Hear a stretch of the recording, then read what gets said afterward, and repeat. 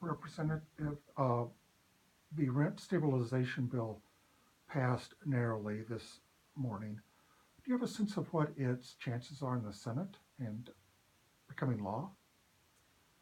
Well, I think that I know Sarah Gelser is really excited to have it in her committee, and we've been communicating with her and Senator Lori Monas Anderson and Senator James Manning, who have really been champions about it. I heard there was a recent conversation with Ginny Burdick that went very well.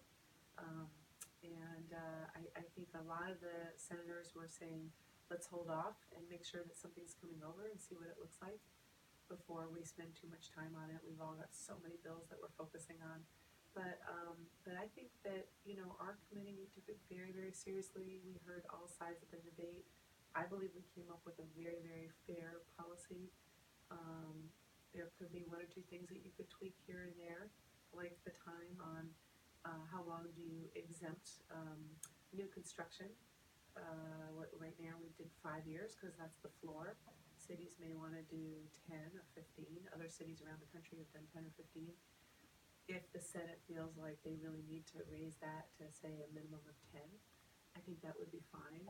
I don't think that's going to be a deal breaker either way. Um, because I think most cities are going to look at what is the supply issue they have in their own city, and then decide and how variable are the rates, and then decide what kind of exemption they need to get for new construction.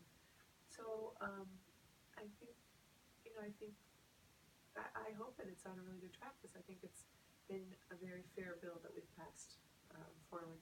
And I think one of the true champions in this has been Representative Mark Meek, who's a realtor, and some realtors were in favor and some came and testified. Many were not, and he got a lot of calls. Hopefully, you'll get a chance to interview him. And he said, I'm not representing realtors alone. I'm representing everyone. I represent all Oregonians, and certainly there are way more tenants, given that 40% are in Oregon are tenants. That's 1.6 million people. He said, I really need to represent everyone. It's not like I'm the chair of, I think he was the chair of the Clackamas Realtors Board or something like that. And he said that when I did that, I represented just realtors. And now I'm trying to represent everyone. So I have to really hear everyone's needs and take all of that into consideration.